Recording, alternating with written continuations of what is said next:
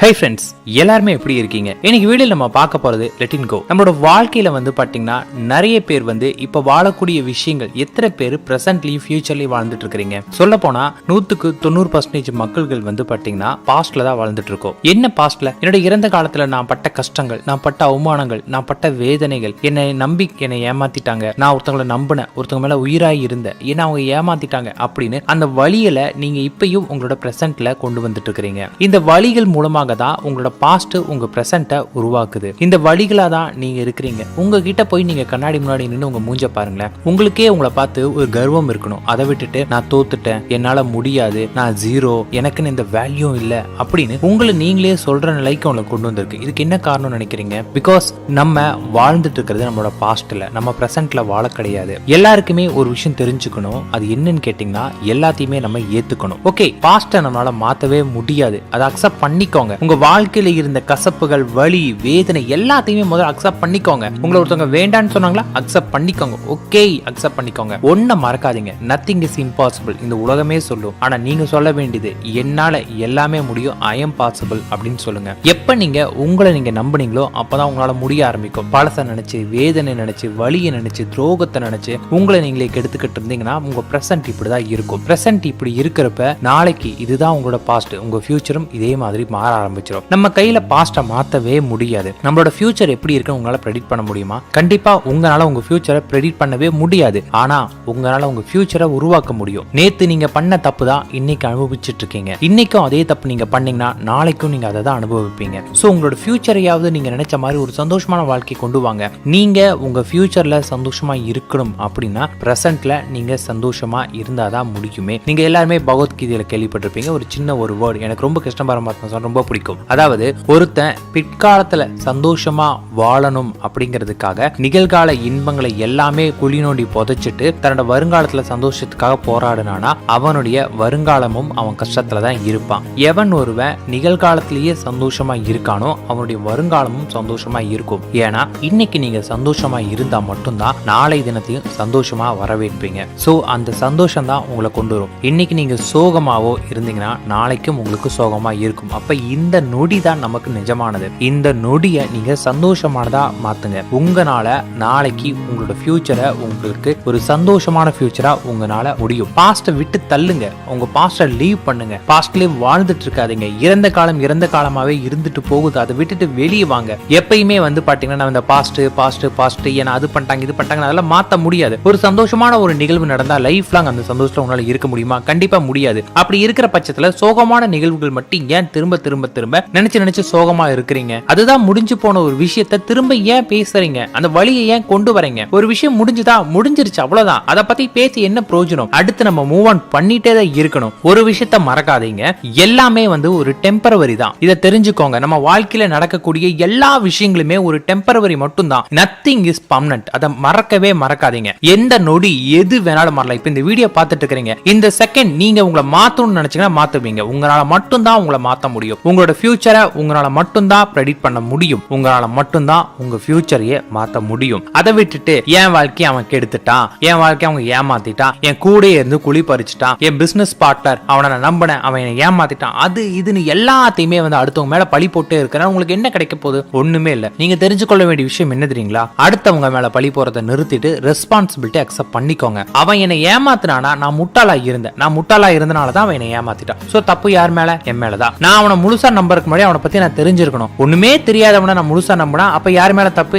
என் மேலதான். So accept பண்ணிக்கோங்க. நீங்க பண்ண தவறுகளை அக்செப்ட் பண்ணிக்கிட்டீங்கன்னா தான் உங்களோட லைஃப். ஏன்னா ரெஸ்பான்சிபிலிட்டி நீங்க தான். இதுல உங்க வாழ்க்கைய உங்களை தவிர யாருனாலையும் மாத்தவே முடியாது. நமக்கு நடக்கக்கூடிய எல்லா நல்லதுக்கும் எல்லா கெட்டதுக்குமே நம்ம மட்டும் தான் ரெஸ்பான்சிபிலிட்டி. ஆனா நம்ம பிளேம் பண்ணுவோம். அதை பிளேம் பண்றனால என்ன கிடைக்க போகுது? ஒரு சின்ன சாட்டிஸ்பாக்சன். நம்பி என்னை ஏமாத்திட்டான் அப்படின்னு நம்ம அழுவோம். சோ நான் அவனை நம்பினேன், அவன் எனக்கு கொடுக்கல, அவன் நம்ப நான் கொடிசன் அனுப்பேன், அவன் ஏமாட்டான், எல்லாமே ஓகே. நம்ப சொன்னது யாரு? நீங்க தான் பண்ணீங்க. நான் அந்த பொண்ணை ரொம்ப லவ் பண்ணாங்க, என்னோட உயிரையே வச்சேன், அவ என்ன வேணான்ட்டு போயிட்டா. ஓகே, உங்களை யார் உயிரையே வைக்க சொன்னது? அந்த பொண்ணோட மனநிலை என்னன்னு தெரிஞ்சுக்கோங்க. அந்த பொண்ணு உங்களை விட்டு போறதுக்கு என்ன காரணம்? அப்ப அதுக்கு நீங்க தானே காரணம். அதை ஏன் அக்செப்ட் பண்ணிக்கவே மாட்டேங்கிறீங்க? நிறைய பேர் பாத்தீங்கன்னா தன்னோட பிரச்சனை என்ன, தாம் மேல உள்ள தவறுகள் என்ன அப்படிங்கறத தெரியாம அந்த வலி வேதனை இருந்து இருந்து இருந்து அதுல இருந்து வெளியே வராமே இருந்துட்டு இருக்கிறதா பிரச்சனையாவே இருக்கு. ஒரு விஷயத்த நல்லா தெரிஞ்சுக்கோங்க, நம்மளோட வாழ்க்கைங்கிறது நம்ம கையில மட்டும்தான் மட்டும்தான் இருக்குது. நம்ம வாழ்க்கையை நம்ம தான் உருவாக்கி ஆகணும். உங்களை நீங்க ஒரு புது மனிதரா உருவாக்குங்க. மேக் எ நியூ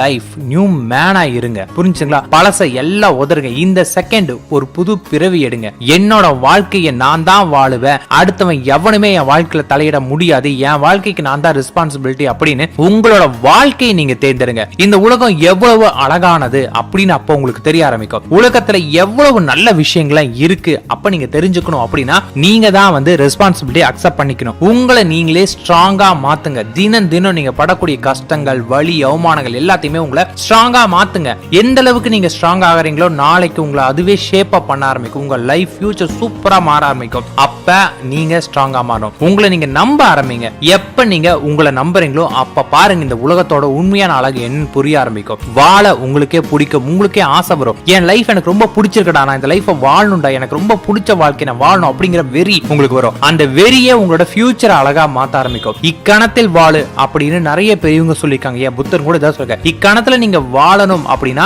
நீங்க பிரசன்ட் சந்தோஷமா அனுபவிக்கணும். அப்படி அனுபவித்தீங்கன்னா மட்டும்தான் ஃபியூச்சரும் உங்களுக்கு நினைச்ச மாதிரி அழகா மாறும். ஒவ்வொரு நொடி மட்டும்தான் நிரந்தரம். இந்த செகண்ட் உங்களுக்கு எது சந்தோஷம் கொடுக்குதோ அதை மட்டும் பண்ணுங்க. எனக்கு நான் டயட்ல இருக்கேன், நான் ஸ்லிம் ஆகணும், பட் எனக்கு காஃபி குடிக்கணும் ஆசையா இருக்கா, போய் காஃபி குடிங்க. காஃபி குடிச்ச பிறகு அந்த சந்தோஷத்தை அனுபவிச்ச பிறகு அடுத்து அதனால வரக்கூடிய சைடு எஃபெக்ட்ஸ் போக வைக்கிறதுக்கு என்னன்னு பார்த்து நான் கொஞ்சம் எக்ஸசைஸ் நிறைய பண்ணுங்க. அவ்வளவுதான். சந்தோஷத்தையும் விட்டு கொடுக்க கூடாது, நம்ம உடல் நலத்தையும் விட்டு கொடுக்க கூடாது. அதுக்கு என்ன பண்ணணும் யோசிங்க.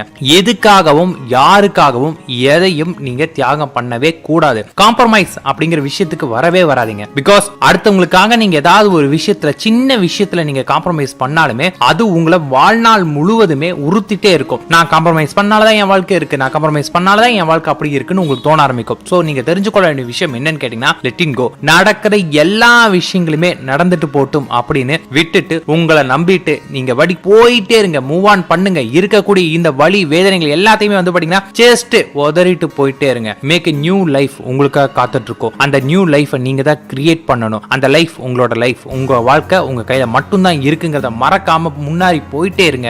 எல்லாத்தையுமே ஃபேஸ் பண்ண தயாரா இருங்க.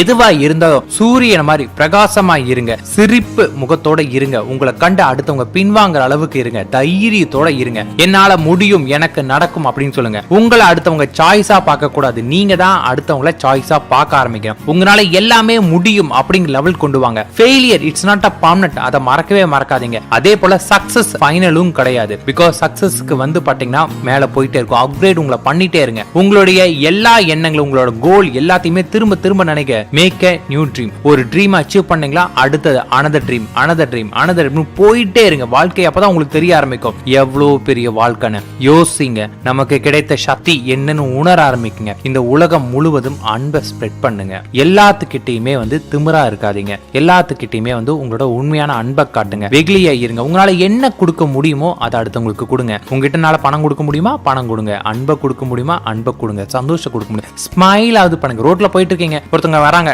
ஒரு சின்ன ஒரு பேக் எடுத்து ஹெல்ப் பண்ணுங்க. ஜஸ்ட் உங்களை பார்த்து ஒரு குட்டி ஸ்மைல் பண்ணுங்க. அவ்வளவு போதும். ரொம்ப பெருசா உதவி பண்ணும் அப்படின்னு நினைக்காதீங்க. நிறைய பேர் சொல்லுவாங்க பணம் இருக்கிறவங்க கிட்ட மனம் இருக்காது, மனம் இருக்கிறவங்க கிட்ட பணம் இருக்காது. நான் நிறைய பேரை பார்க்கற வாழ்க்கையில கஷ்டப்படுறவங்களுக்கு அவங்களுக்கு உதவுன்னு நினைக்கிறேன். ஆனா என்னால உதவ முடியல. ஏன் ரொம்ப கஷ்டப்படுறீங்க? உதவுறதுக்கு வந்து பாத்தீங்கன்னா பணத்தினால மட்டும்தான் இருக்குன்னு நினைக்கிறீங்களா? ஒரு நேரம் டீ வாங்கி கொடுக்க முடியுமா, ஒரு டீ வாங்கி கொடுங்க. அதுவும் உதவிதான். உங்களால என்ன முடியுமோ அதை பண்ணுங்க. இல்லையா வீட்ல இருந்து டீ செஞ்சு கொண்டு போய் பிளாஸ்க்ல கொண்டு போய் கொடுத்துட்டு வாங்க. அதுவும் உதவிதான். எல்லாமே நம்ம பார்க்கக்கூடிய பார்வையில தான் இருக்கு. அடுத்தவங்களுக்கு உதவணும் அப்படிங்கிற ஒரு எண்ணத்தை மட்டும் நீங்க கொண்டு வந்தீங்கன்னா உங்களால எல்லாத்தையுமே முடியும். எல்லாருக்குமே ஒரே ஒரு விஷயம் நான் சொல்லிக்கிறேன். ஈர்ப்பு விதி எப்ப பயங்கரமா பவர்ஃபுல்லா ஒர்க் ஆகும் தெரியுங்களா? எனக்குன்னு யோசிக்கிறதை விட எனக்கு ஒரு நல்லது நடக்கிறப்ப கண்டிப்பா அதனால ஒரு 10 பேர் சேர்ந்து நல்லா இருப்பாங்க. நான் மட்டும் சந்தோஷமா இருக்க மாட்டேன், என் கூட சேர்ந்து ஒரு 10 பேர் சந்தோஷமா இருப்பாங்க. நான் மட்டும் வாழ்க்கையில முன்னேற மாட்டேன், என் கூட சேர்ந்து ஒரு 10 பேர் சேர்ந்து முன்னேற்றுவேன். நான் மட்டும் இந்த உலகத்துல பறக்க மாட்டேன், என் கூட சேர்ந்து ஒரு 10 பேர் சேர்த்து நான் கூட்டு போவேன். எல்லாத்துலயுமே நான் தனித்து நிக்க மாட்டேன் அப்படின்னு உங்களுக்காக அடுத்தவங்களுக்காக சேர்ந்து பாருங்க. உங்களை பத்தி மட்டும் யோசிக்காங்க. வெற்றி நிச்சயம். பாஸ்ட்ல வாழாதீங்க, பிரசன்ட்ல வாழ ஆரம்பிங்க. அடுத்தவங்களை பிளேம் பண்ணாதீங்க. உங்களை நீங்க நம்புங்க. எல்லாத்தையுமே அக்செப்ட் பண்ணிக்கோங்க. வலி வேதனைகள் எல்லாத்தையுமே உணர ஆரம்பிச்சு பாருங்க. இந்த நாள் உங்களுக்கு இனிய நாளாவே அமையும். Bye friends.